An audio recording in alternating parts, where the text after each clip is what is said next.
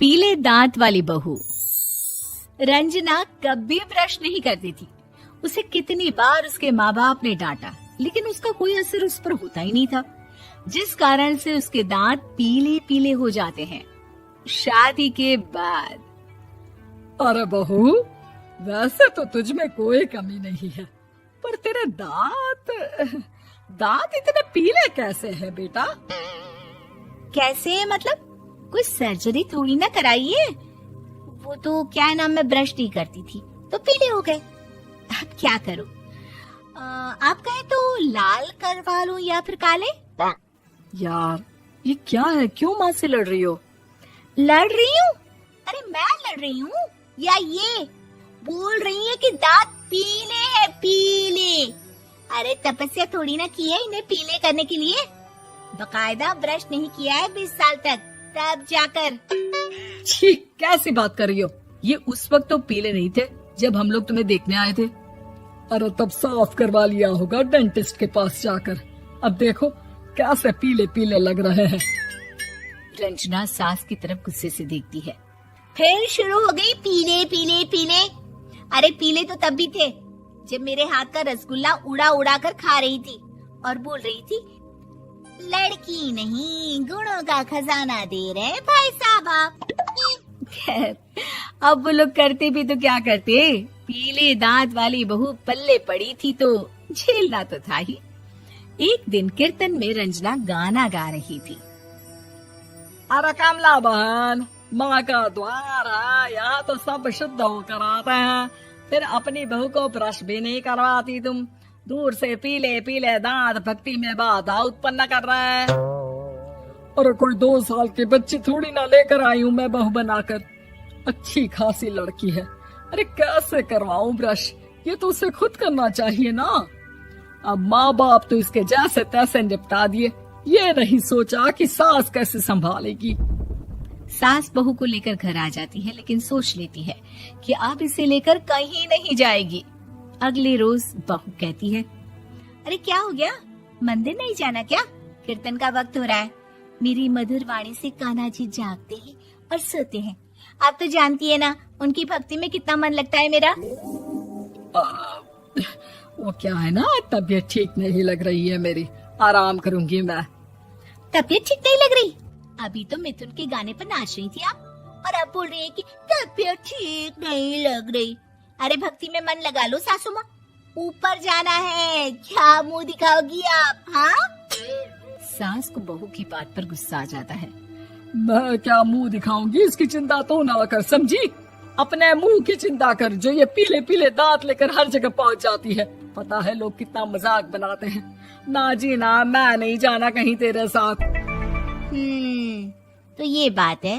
कोई ना, मत जाओ, मैं अपने कमरे में ही बैठकर भक्ति कर लूंगी। ऊपर वाला दांत थोड़ी ना देखता है, मन देखता है, भावना देखता है। और अरे बस बस, तू सब कुछ दिखा, बस ये सफेद चमकदार दांत ना दिखाना किसी को, है? जा यहाँ से। बहू को सास की बात का कोई फर्क नहीं पड़ता, वो तो जैसी थी वैसी ही रह जाती है। सुबह नहाकर किचन में खाना बनाना, फिर खाना खाना, कीर्तन भजन करना और सो जाना। एक दिन, माँ जी मैं सहेली के घर जा रही हूँ, शाम को लेट आऊंगी। हाँ हाँ तो जाना, मैंने कौन सा तेरी आरती करनी है घर पर बैठकर। रंजना सहेली के घर जाती है, जहाँ वो पार्टी में जाने की तैयारी कर रही होती है। अरे शिखा, कहाँ जाने की तैयारी कर रही है? मैं गलत वक्त पर आ गई क्या? अरे नहीं यार, उल्टा सही वक्त पर आई है। मैंने ये साड़ी और ज्वेलरी निकाली है यार, शाम को इनके ऑफिस की एक पार्टी में जाना है। बताना कैसा लग रहा है ये सब? नहीं यार, इस ड्रेस के साथ तो वो वाली ज्वेलरी अच्छी लगेगी।